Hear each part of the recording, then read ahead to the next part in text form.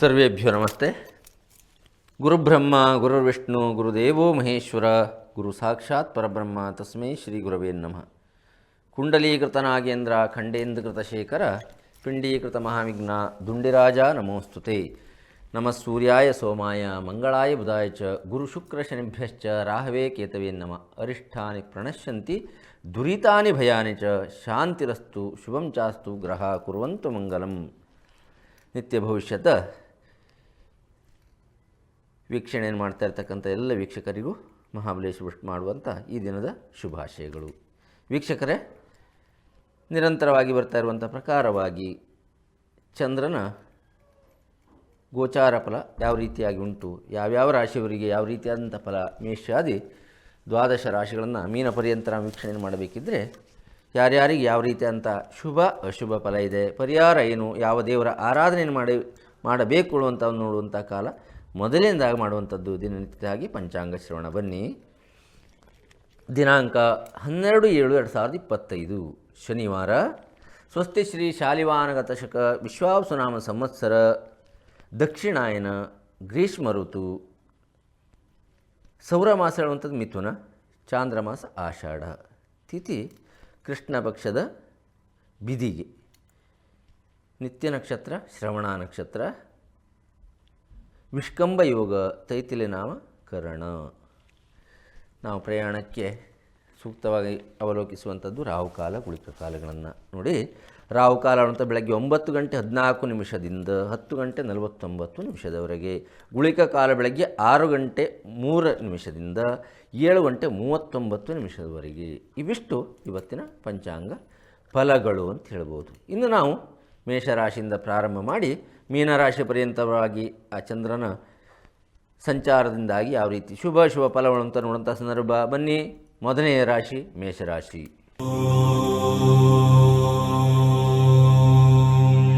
ಮೇಷರಾಶಿಗೆ ನಿತ್ಯ ಹೇಳುವಾಗೆ ವ್ಯಯದಲ್ಲಿ ಶನಿ, 7 ಶನಿಯ ಪ್ರಭಾವ ಅಳತಕ್ಕಂಥದ್ದುಂಟು.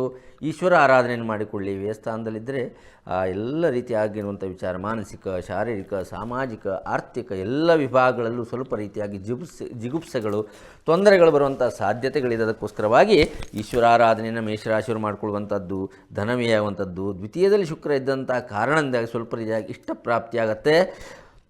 ದಶಮ ಕರ್ಮಸ್ಥಾನದಲ್ಲಿ ಕರ್ಮಭಾವದಲ್ಲಿ ಜ್ಞಾನಂ ಕರ್ಮಂ ಸ್ಥಿತಿಂ ಚೈವ ಪ್ರತಾಪಂ ಪೌರುಷಂ ಸೃತಿ ಅಂತ ಹೇಳಿದ್ದಾರೆ. ಕರ್ಮಭಾವ ಜ್ಞಾನಭಾವ ಅನ್ನುವಂಥದ್ದು ಆಲೋಚನೆಯನ್ನು ಮಾಡಿ ಬುದ್ಧಿಗೆ ಕೆಲಸವನ್ನು ಕೊಟ್ಟು ಕೆಲಸವನ್ನು ಮಾಡಿ ಇವತ್ತಿನ ದಿವಸ ಇಷ್ಟ ಸಿದ್ಧಿ ಆಗುವಂಥದ್ದು ಸಹಿತವಾಗಿ ಮೇಷರಾಶಿಯವರಿಗೆ ಉಂಟು. ದಶಮದಲ್ಲಿ ಕರ್ಮ ಇದ್ದಂಥ ಕಾರಣಕ್ಕೆ 11ರಲ್ಲಿ ರಾಹು ಇದ್ದಾನೆ, ಮನೋಸುಖ ಆಳುವಂಥದ್ದುಂಟು. ಏಕಾದಶದಲ್ಲಿ ದುರ್ಗಾರಾಧನೆ ಮಾಡಿಕೊಳ್ಳಿ.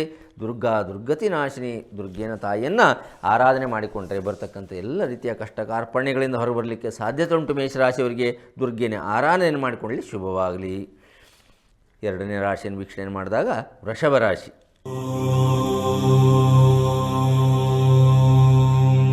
ನೋಡಿ, ಸ್ವಕ್ಷೇತ್ರದಲ್ಲಿ ಶುಕ್ರ ಸಂತೋಷ, ಸ್ವಂತ ಮನೆಯಲ್ಲಿ ಯಜಮಾನ ಇದ್ದಾಗ ಯಾವ ರೀತಿಯಾಗತ್ತೆ ಹೇಳಿ, ಅದೇ ರೀತಿಯಾಗಿ ವೃಷಭ ರಾಶಿಯಲ್ಲಿ ರಾಷ್ಟ್ರಾಧಿಪತಿ ಆದಂಥ ಶುಕ್ರ ಸ್ಥಿತವಾದಂತಹ ಕಾರಣದಿಂದಾಗಿ ಸಂತೋಷ ಅನ್ನುವಂಥದ್ದು. ಧನಸ್ಥಾನದಲ್ಲಿ ಪ್ರಮುಖವಾಗಿರುವಂಥದ್ದು ರವಿ ಮತ್ತು ಗುರು ಅನ್ನುವಂಥದ್ದು. ರವಿಯಿಂದಾಗಿ ಮನೋದುಃಖ ಅನ್ನುವಂಥದ್ದು ಬರುತ್ತೆ.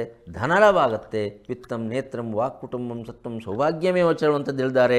ಧನಸ್ಥಾನದಲ್ಲಿ ರವಿಯ ಸಂಚಾರದಿಂದಾಗಿ ಸ್ವಲ್ಪ ರೀತಿಯಾಗಿ ಮನೋದುಃಖವಾದರೂ ಸಂಪತ್ತು ಹೇಳುವಂಥದ್ದುಂಟು. 9ರಲ್ಲಿ ಚಂದ್ರ, ಭಾಗ್ಯಸ್ಥಾನದಲ್ಲಿ ಪೂರ್ವ ಪುಣ್ಯ ಸ್ಥಾನದಲ್ಲಿ ಚಂದ್ರ ಇದ್ದಂಥ ಕಾರಣದಿಂದಾಗಿ ರೋಗ ಪ್ರಾಪ್ತಿ ಹೇಳುವಂಥದ್ದುಂಟು. ಆರೋಗ್ಯದಲ್ಲಿ ಸ್ವಲ್ಪ ರೀತಿಯಾಗಿರುವಂಥ ತೊಂದರೆಗಳಿದೆ.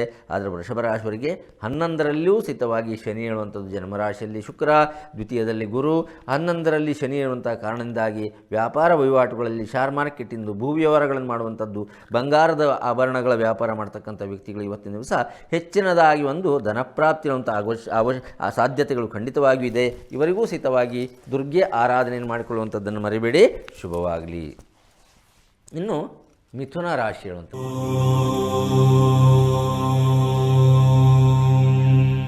ರಾಷ್ಟ್ರಾಧಿಪತಿ ಹೇಳುವಂಥದ್ದು ಬುಧ. ರಾಶಿ ಅಧಿಪತಿ ಹೇಳುವಂಥ ಬುಧ ಜನ್ಮದಲ್ಲಿ ರವಿಗುರು ಹೇಳುವಂಥದ್ದು ಸ್ಥಿತವಾಗಿರುವಂಥದ್ದು. ನೋಡಿ, ಜನ್ಮದಲ್ಲಿ ರವಿಗುರು ಇದ್ದರೆ ಸ್ವಲ್ಪ ರೀತಿಯಾಗಿ ಆಯಾಸ, ಮನೋದುಃಖ ಆಳುವಂಥದ್ದನ್ನು ಹೇಳಿದ್ದಾರೆ. ಮನಸ್ಸಿಗೆ ದುಃಖಕರವಾಗಿರುವಂಥದ್ದು, ಅದರಿಂದಾಗಿ ಆಯಾಸ ಆಗುವಂಥದ್ದು, ಈ ರೀತಿಯಾಗಿರುವಂಥದ್ದುಂಟು. ವ್ಯಯದಲ್ಲಿ ಶುಕ್ರ ಇದ್ದಾನೆ, ಸಂಪತ್ಕಾರಕನು, ಬಂಗಾರಕಾರಕನು, ಶೃಂಗಾರಕಾರಕನು, ಆರೋಗ್ಯಕಾರಕನು ಆಗಿರುವಂಥ ಶುಕ್ರನು ಸ್ವಕ್ಷೇತ್ರದಲ್ಲಿ ವ್ಯಯಭಾವದಲ್ಲಿದ್ದಾರೆ. ಸಕ್ಕರೆ ಸಂಬಂಧಪಟ್ಟಿರುವಂಥ ಕಾಯಿಲೆ, ಶುಗರ್ ಸಂಬಂಧಪಟ್ಟಿರ್ತಕ್ಕಂಥ ತೊಂದರೆ ಇದ್ದವರಿಗೆ ಸ್ವಲ್ಪ ಜಾಗ್ರತೆ ಮಾಡಿಕೊಳ್ಳುವಂಥದ್ದುಂಟು. ಇವತ್ತು ಆಹಾರ, ಬಾಯಿ ರುಚಿ ಹೇಳುವಂಥ ವಿಚಾರದಲ್ಲಿ ಸಿಹಿಯನ್ನು ತಿಂದು ದೇಹದ ಆರೋಗ್ಯವನ್ನು ಕೆಡಿಸ್ಕೊಳ್ಕೊಂಥ ಸಾಧ್ಯತೆ ಮಿಥುನ ರಾಶಿಯವರಿಗಿದೆ. ಅದೇ ರೀತಿಯಾಗಿ ಅಷ್ಟಮದಲ್ಲಿ ಆ ಒಂದು ಆಯುಷ್ಯ ಸ್ಥಾನ, ರೋಗಸ್ಥಾನ, ರಂಧ್ರಭಾವದಲ್ಲಿ ಚಂದ್ರನ ಸಂಚಾರ ಹೇಳುವಂಥದ್ದುಂಟು. ಅದರಿಂದಾಗಿ ಅನಿಷ್ಠ, ಕರ್ಮಸ್ಥಾನದಲ್ಲಿ ಶನಿ, ದಾರಿದ್ರ್ಯತೆ ಹೇಳುವಂಥದ್ದು ಬರುಂಟು. ಅದಕ್ಕಾಗಿ ವಿಷ್ಣುವಿನ ಆರಾಧನೆ ಮರಿಬೇಡಿ. ಶ್ರೀಮನ್ನಾರಾಯಣನ ಆರಾಧನೆ ಮಾಡುವಂಥದ್ರಿಂದಾಗಿ ಬರುವಂಥ ಎಲ್ಲ ಕಷ್ಟ ಕಾರ್ಪಣ್ಯ ನಿವಾರಣೆ ಆಗುತ್ತೆ. ಮಿಥುನ ರಾಶಿಯವರಿಗೆ ಶುಭವಾಗಲಿ. ಮುಂದಿನ ರಾಶಿ ಕರ್ಕಾಟಕ ರಾಶಿ.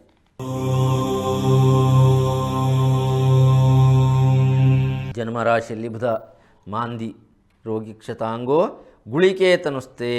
ಪ್ರಮುಖವಾಗಿ ಕ್ಷತ ಅಂಗ ಅಂತಂದರೆ ದೇಹದಲ್ಲಿರುವಂಥ ಯಾವುದೇ ರೀತಿಯಾದಂಥ ನಮ್ಮ ಶಾರೀರಿಕವಾದಂಥ ಅಂಗದಲ್ಲಿ ತೊಂದರೆಗಳು ಬರ್ತಕ್ಕಂಥ, ಕೈಕಾಲುಗಳಲ್ಲಿ ನರನಾಡಿಗಳಿಗೆ ಸಂಬಂಧಪಟ್ಟಿರುವಂಥ ತೊಂದರೆಗಳು ಬರುವಂಥದ್ದುಂಟು. ಅದರಿಂದಾಗಿ ಮನೋಭಯ, ಸ್ವಲ್ಪ ರೀತಿಯಾಗಿ ಭಯ ಸಂಬಂಧವಾದಂಥ ವಾತಾವರಣ ಈ ಒಂದು ಪ್ರಮುಖವಾಗಿ ಆ ಒಂದು ಕರ್ಕಾಟಕ ರಾಶಿಯವರಾಗುವಂಥ ಸಾಧ್ಯತೆಗಳಿದೆ. ಪ್ರವಾಸ, ಮನೋದುಃಖ ಅಂತ ಹೇಳಿದರೆ ಪ್ರವಾಸ ಹೇಳುವಂಥದ್ದುಂಟು. ಯಾವುದೇ ವಿಚಾರಗಳು ನಮಗೆ ಯಾವುದೇ ಒಂದು ಆಸಕ್ತಿ ಇಲ್ಲದೇ ಇದ್ದರೆ ಯಾವುದೂ ಬೇಡ, ಎಲ್ಲಾದರೂ ಹೋಗುವಂಥ ಒಂದು ವಿಚಾರಗಳು ಬರುವಂಥ ಸಾಧ್ಯತೆಗಳಿರುತ್ತೆ. ಅದಕ್ಕಾಗಿ ಪ್ರವಾಸದಲ್ಲಾದರೂ ಜಾಗ್ರತೆ ಹೇಳುವಂಥದ್ದು ಬೇಕು. ಕರ್ಕಾಟಕ ರಾಶಿಯವರಿಗೆ ದೇಹ ಪೀಡೆ, ರೋಗ ಪೀಡೆ ಹೇಳತಕ್ಕಂಥದ್ದಿದೆ. ದ್ವಾದಶದಲ್ಲಿ ರವಿ ಮತ್ತು ಗುರು ಹೇಳ್ತಕ್ಕಂಥವ್ರು ಸಂಚಾರವನ್ನು ಮಾಡ್ತಾ ಇರುವಂಥದ್ದು. ಮನೋದುಃಖ, ಪ್ರವಾಸ ಹೇಳುವಂಥ ಸಪ್ತಮ ಚಂದ್ರ, ಕಳತ್ರ ಪ್ರೀತಿ ಯಾವುದೇ ಇದ್ದರೂ ಮನೆಯಲ್ಲಿ ಸಾಂಸಾರಿಕವಾದಂಥ ಪ್ರೀತಿ ಏನು ಮನಸ್ಸಿಗೆ ಖುಷಿಯಾಗತಕ್ಕಂಥ ವಿಚಾರಗಳನ್ನು, ಸಾಧ್ಯತೆಗಳು ಅಂತ ಕರ್ಕಾಟಕ ರಾಶಿಯವರಿಗೆ. ದುರ್ಗೆ ಆರಾಧನೆ ಮಾಡಿಕೊಳ್ಳಿ. ದುರ್ಗತಿ ನಾಶಿನಿ ಜಗನ್ಮಾತೃಕೆಯ ಆರಾಧನೆಯಿಂದಾಗಿ ಕರ್ಕಾಟಕ ರಾಶಿಯವರಿಗೆ ಇವತ್ತಿನ ದಿವಸ ಶುಭ ದಿನ. ಮುಂದಿನ ರಾಶಿ ಸಿಂಹರಾಶಿ.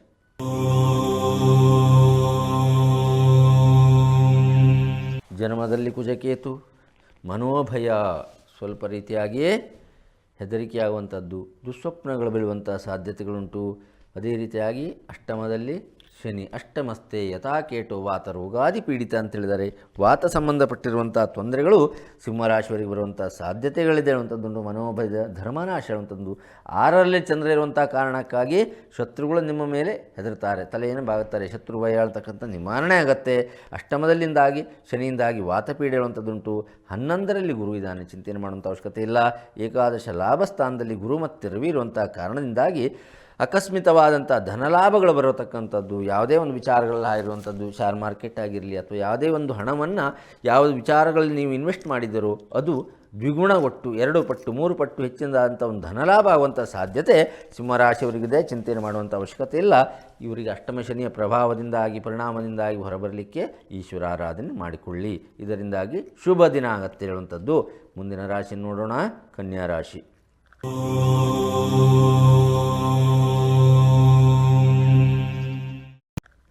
ಪಂಚಮದಲ್ಲಿ ಚಂದ್ರ. ಪಂಚಮ ಸ್ಥಾನ ಆಳುವಂಥದ್ದು ಪ್ರಮುಖವಾಗಿ ಪೂರ್ವ ಪುಣ್ಯ ಸ್ಥಾನ ಆಳುವಂಥದ್ದು, ಪುತ್ರ ಸ್ಥಾನ ಆಳುವಂಥದ್ದು. ಆ ಪಂಚಮ ಭಾವದಲ್ಲಿ ಚಂದ್ರ ಇದ್ದರೆ ಶೋಕ ಭೀತಿ ಹೇಳುವಂಥದ್ದು ಹೇಳಿದ್ದಾರೆ. 6ರಲ್ಲಿ ರಾಹು, ಷಷ್ಠಮದಲ್ಲಿ ರಾಹು ಇದ್ದರೆ ಶತ್ರುನಾಶನ ಜೊತೆಯಲ್ಲಿ ಮನೋಸುಖ ಆಳ್ತಕ್ಕಂಥದ್ದು ಇದೆ. ಆದರೆ ಸಪ್ತಮ ಶನಿ ಹೇಳುವಂಥದ್ದು ಕನ್ಯಾ ರಾಶಿಯವರಿಗುಂಟು. ಸಪ್ತಮ ಭಾವ ಹೇಳುವಂಥದ್ದು ವಿವಾಹ, ಮದನ, ಆಲೋಕ, ಭಾರ್ಯ ಭರ್ತೃ ಸಮಾಗ ಅಂತ ಹೇಳಿದ್ದಾರೆ.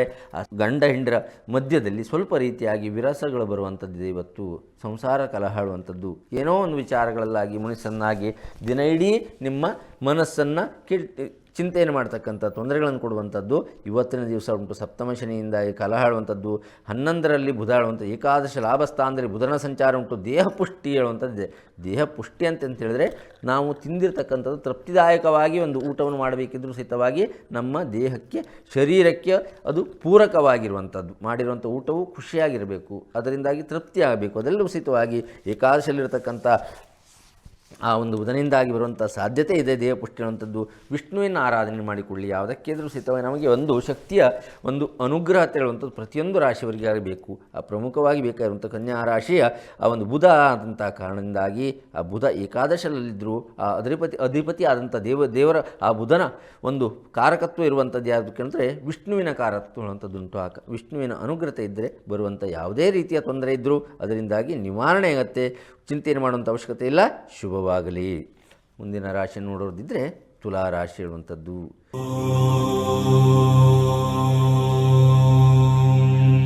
ತುಲಾ ರಾಶಿಯ ಅಧಿಪತಿ ಹೇಳುವಂಥದ್ದು ಶುಕ್ರ. ಆದರೆ ಚತುರ್ಥದಲ್ಲಿ ಚಂದ್ರ, ಕೇಂದ್ರ ಸ್ಥಾನದಲ್ಲಿ ಚಂದ್ರ ಇರುವಂಥದ್ದಿಂದಾಗಿ ಮನೋಭಯ ಹೇಳುವಂಥದ್ದುಂಟು. ಪಂಚಮದಲ್ಲಿ ರಾಹು, ಬುದ್ಧಿನಾಶ. ಷಷ್ಠಮದಲ್ಲಿ ಶನಿ, ಶತ್ರುನಾಶ. ಯಾವುದೇ ಇದ್ದರೂ ಶತ್ರುನಾಶ ಇದ್ದರೂ ಸಹಿತವಾಗಿ ಅದರಿಂದ ಅಹಂಕಾರವನ್ನು ಪಟ್ಟು ನಾವು ಯಾರಿಗೂ ಒಬ್ಬರಿಗೆ ಕೇಡನ್ನು ಬರೆಯುವಂಥದ್ದು ಅವರಿಗೆ ತೊಂದರೆ ಆಗಿದೆ ಹೇಳುವಂಥದ್ದು ಖುಷಿಯನ್ನು ಪಡೆಯುವಂಥ ವಿಚಾರಗಳಲ್ಲ. ಅದರಿಂದಾಗಿ ನಮಗೂ ಸಹಿತವಾಗಿ ತೊಂದರೆಗಳಾಗುವಂಥ ಸಾಧ್ಯತೆಗಳಿದೆ. 9ರಲ್ಲಿ ಗುರು ಹೇಳುವಂಥದ್ದರಿಂದಾಗಿ ಮಕ್ಕಳಿಂದಾಗಿ ಒಳ್ಳೆಯದಾಗಿರುವಂಥ ಶುಭ ಸಮಾಚಾರಗಳು ಬರುವಂಥದ್ದುಂಟು. ಚಿಂತೆಯನ್ನು ಮಾಡುವಂಥ ಅವಶ್ಯಕತೆ ಇಲ್ಲ. ಚತುರ್ಥ ಚಂದ್ರನಿಂದಾಗಿ ಚತುರ್ಥ ಸ್ಥಾನ ಆಳ್ತಕ್ಕಂಥ ವಿದ್ಯಾರ್ಥಿಗಳು ಜಾಗೃತಿ ಇರಬೇಕು. ಆಲಸ್ಯ ಉದಾಸೀನವನ್ನು ಮಾಡಿಕೊಂಡ್ರೆ ಇವತ್ತಿನ ದಿವಸ ಸ್ವಲ್ಪ ರೀತಿಯಾಗಿ ಕೆಟ್ಟದಾಗ ಪರಿಣಾಮಗಳಾಗುವಂಥದ್ದುಂಟು. ವಿದ್ಯಾಕ್ಷೇತ್ರಂ ವಾಹನಂಚ, ವಾಹನದಲ್ಲಿ ಜಾಗ್ರತೆ. ಬಂಧೂನಾಂ ಸಂಬಂಧಿಕರ ಜೊತೆಯಲ್ಲಿ ಜಾಗ್ರತೆ. ಮಾತಾಚ, ತಾಯಿಯ ಜೊತೆಯಲ್ಲಿ ಮಾತಾಡ್ತಾ ಇರುವಂಥ ಸಂದರ್ಭದಲ್ಲಿ ಜಾಗ್ರತೆಯಾಗಿ ಮಾತಾಡಿ ಅವರ ಮನಸ್ಸಿಗೆ ನೋವಾಗುವಂಥದ್ದನ್ನು ತುಲಾರಾಶಿಯವರು ಮಾಡಬೇಕು. ಪಶುವೃದ್ಧಿಶ್ಚ, ಮನೆಯಲ್ಲಿ ಹಸುವನ್ನು ಸಾಕಣೆ ಮಾಡ್ತಾಯಿದ್ರೆ ಅವರ ಆರೋಗ್ಯದಲ್ಲಿ ಏನಾದರೂ ತೊಂದರೆ ಆಗುವಂಥ ಸಾಧ್ಯತೆ ಉಂಟು. ತುಲಾರಾಶಿಯವರು ದುರ್ಗಾ ಆರಾಧನೆ ಮಾಡಿಕೊಂಡ್ರೆ ಬರ್ತಕ್ಕಂಥ ಎಲ್ಲ ದುರ್ಗತಿಗಳು ನಾಶವಾಗತ್ತೆ. ಶುಭವಾಗಲಿ. ಇನ್ನು ಮುಂದಿನ ರಾಶಿಯನ್ನು ವೃಶ್ಚಿಕ ರಾಶಿ ನೋಡಿ. ತೃತೀಯ ಚಂದ್ರ, ತೃತೀಯದಲ್ಲಿ ಚಂದ್ರ ಇದ್ದರೆ ಕಾರ್ಯಜಯ ಅಂತ ಹೇಳಿದ್ದಾರೆ. ಮಾಡುವಂಥ ಕೆಲಸಗಳಲ್ಲಿ ಜಯ ಆಗುತ್ತೆ. ಇವತ್ತಿನ ದಿವಸ ನೀವು ಯಾವುದೇ ರೀತಿ ಕೆಲಸ ಕೈಕಾರ್ಯಗಳನ್ನು ಮಾಡಬೇಕು ಅಂತ ಒಂದು ಸಂಕಲ್ಪವನ್ನು ಮಾಡಿದ್ದಾರೆ, ಕಾರ್ಯಗತವನ್ನು ಮಾಡಿದರೆ ಅದರಲ್ಲಿ ಯಶಸ್ಸನ್ನು ಕಾಣುವಂಥದ್ದು ಇವತ್ತಿಂದಿದೆ. ಚತುರ್ಥ ರಾಹು, ಆ ಕೆಲಸವನ್ನು ಮಾಡಲಿಕ್ಕೆ ನೀವು ಮುಂದಾಗಿ ಕಾರ್ಯದಲ್ಲಿ ಯಶಸ್ಸನ್ನುಗೊಳಿಸ್ತೀರಾ.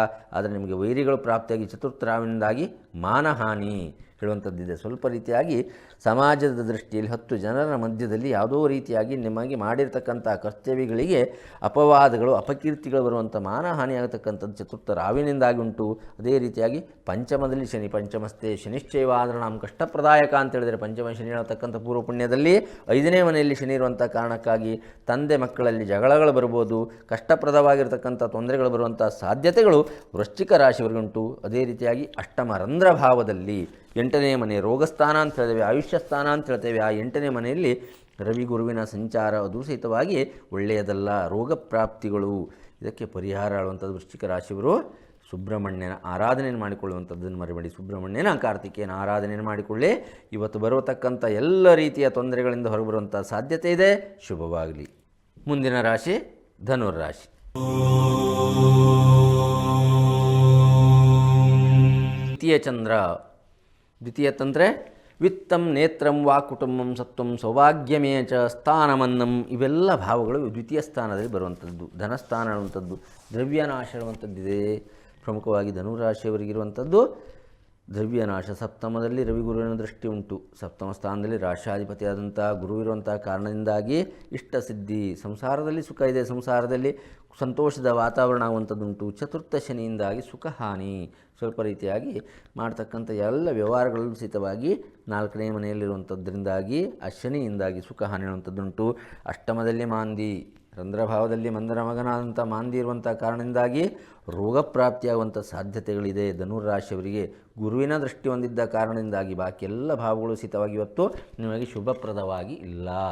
ಆದರೆ ಗುರುವಿನ ಅನುಗ್ರಹತೆ ಇರುವಂಥ ಕಾರಣದಿಂದಾಗಿ ನೀವು ಲಕ್ಷ್ಮೀ ನರಸಿಂಹನ ಆರಾಧನೆಯನ್ನು ಮಾಡಿಕೊಂಡ್ರೆ ಇರುವಂಥ ಬಾಕಿ ಎಲ್ಲ ಗ್ರಹಗಳಿಂದ ಬರತಕ್ಕಂಥ ತೊಂದರೆಗಳು ನಿವಾರಣೆಯಾಗಿ ಶುಭ ಆಳುವಂಥದ್ದಾಗತ್ತೆ. ಚಿಂತೆಯನ್ನು ಮಾಡಬೇಡಿ. ಶುಭವಾಗಲಿ. ಮುಂದಿನ ರಾಶಿ ಮಕರ ರಾಶಿ.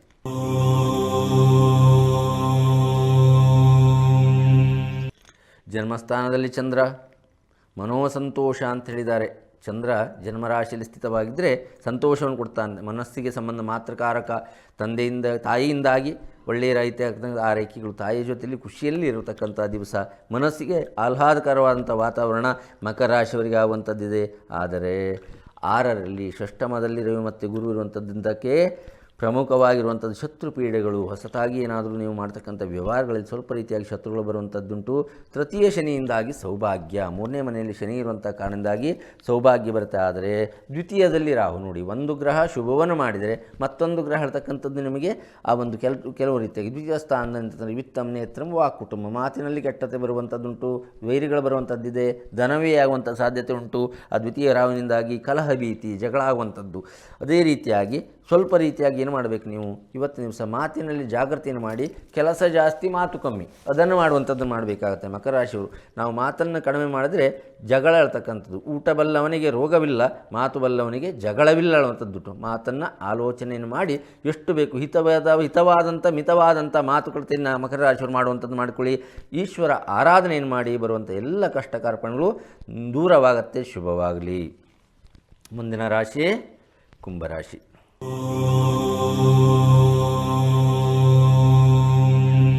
ರಾಷ್ಟ್ರಾಧಿಪತಿ ಶನಿನೇ ದ್ವಿತೀಯ ಸ್ಥಾನದಲ್ಲಿ ಹೋಗಿ ಗುರುವಿನ ಮನೆಯಲ್ಲಿ ಶನಿ ಸ್ಥಿತವಾಗಿರುವಂಥದ್ದು. ಮೀನರಾಶಿಯಲ್ಲಿ ನೋಡಿ, ಜನ್ಮರಾಶಿಯಲ್ಲಿ ರಾಹು, ಸ್ವಲ್ಪ ರೀತಿಯಾಗಿ ಮನೋಭೀತಿ. ವ್ಯಯದಲ್ಲಿ ಚಂದ್ರ, ವ್ಯಯಸ್ಥಾನದಲ್ಲಿ ಧನವ್ಯಯ. ದ್ವಿತೀಯ ಶನಿಯಿಂದಾಗಿಯೂ ಧನವ್ಯಯ ಹೇಳುವಂಥದ್ದುಂಟು. ಆದರೆ ಪಂಚಮ ಸ್ಥಾನದಲ್ಲಿ ಗುರುವಿನ ಅನುಗ್ರಹತೆ ಹೇಳುವಂಥದ್ದಿದೆ. ನವಮ ದೃಷ್ಟಿಯಿಂದ ನಿಮ್ಮ ರಾಶಿಯನ್ನು ಗುರು ವೀಕ್ಷಣೆಯನ್ನು ಮಾಡ್ತಾ ಇದ್ದಾನೆ. ಆ ಒಂದು ಪಂಚಮ ಸ್ಥಾನದಲ್ಲಿ ಗುರು ಇದ್ದಂಥ ಕಾರಣದಿಂದಾಗಿ ವಿತ್ತಾಧಿಪತಿಯೂ ಧನಾಧಿಪತಿಯೂ ಆಗಿರತಕ್ಕಂಥ ಗುರು ಪಂಚಮದಲ್ಲಿ ಕುಳಿತಿರುವಂಥ ಕಾರಣದಿಂದಾಗಿ ಪೂರ್ವ ಪುಣ್ಯ ಮಾಡಿರ್ತಕ್ಕಂಥ ಎಲ್ಲ ಪುಣ್ಯದ ಫಲಗಳು ನಿಮ್ಮನ್ನು ರಕ್ಷಣೆಯನ್ನು ಮಾಡುತ್ತೆ. ಪಂಚಮದಲ್ಲಿರುವಂಥ ಪುತ್ರ ಲಾಭ, ಪುತ್ರನಿಂದಾಗಿ ಮಕ್ಕಳಿಂದಾಗಿ ಒಳ್ಳೆಯ ಶುಭ ಸಮಾಚಾರವನ್ನು ತಿಳಿಯುವಂಥ ಇದು. ಅದೇ ರೀತಿಯಾಗಿ ಷಷ್ಠಮದಲ್ಲಿ ಮಾಂದಿ ಇರುವಂಥ ಕಾರಣ ಶತ್ರು ನಾಶಗಳಾಗುವಂಥದ್ದುಂಟು. ಇವತ್ತಿನ ದಿವಸ ನೀವು ಮಾಡುವಂಥದ್ದು ಕುಂಭರಾಶಿಯವರು ಸುಬ್ರಹ್ಮಣ್ಯ ಆರಾಧನೆ ಮಾಡಿಕೊಳ್ಳಿ, ಅದರಿಂದಾಗಿ ಶುಭ ದಿನವಾಗತ್ತೆ. ದ್ವಾದಶ ರಾಶಿಗಳಲ್ಲಿ ಕೊನೆಯ ರಾಶಿಯನ್ನು ನಾವು ವಿಮರ್ಶೆ ಮಾಡುವಂಥ ಸಂದರ್ಭ ಮೀನರಾಶಿ.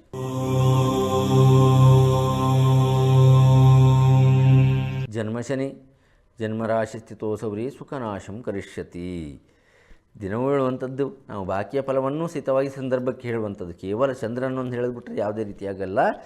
ಒಂದು ದಿನ ಕೇಳಿರ್ತಕ್ಕಂಥ ವೀಕ್ಷಕರು ಮತ್ತೊಂದು ದಿವಸ ಏನು ಉಂಟು ಅಂತ ಕುತೂಹಲದಿಂದ ಕೇಳುವಂಥ ಸಂದರ್ಭದಲ್ಲಿ ಅಲ್ಲಿ ಯಾವ್ಯಾವ ರೀತಿಯಾಗಿ ಉಂಟು ಅನ್ನುವಂಥದ್ದನ್ನು ನಾವು ತಿಳಿಸುವಂಥ ನಮ್ಮ ಕರ್ತವ್ಯ. ಜನ್ಮಶನಿಯಿಂದಾಗಿ ಉಷ್ಣಬಾಧೆಗಳು, ಕೋಪ, ಮುಂಗೋಪಾಡುವಂಥದ್ದು ಬರುತ್ತೆ. ನಿಮಗೆ ನಿಮ್ಮ ಮೇಲೆ ಕೋಪ ಬರುವಂಥ ಸಾಧ್ಯತೆಗಳು. ಯಾಕೆಂದರೆ ವ್ಯಯದಲ್ಲಿ ರಾಹು ಬೇರೆ ಇದ್ದಾನಲ್ಲಿ ಧನನಾಶ ಆಗ್ತಕ್ಕಂಥ ಉಂಟು. ವ್ಯವಹಾರದಲ್ಲಿ ಜಾಗ್ರತೆ ಹೇಳುವಂಥದ್ದು ಬೇಕು. ಆರೋಗ್ಯ ನಾಶ ಹೇಳುವಂಥದ್ದುಂಟು.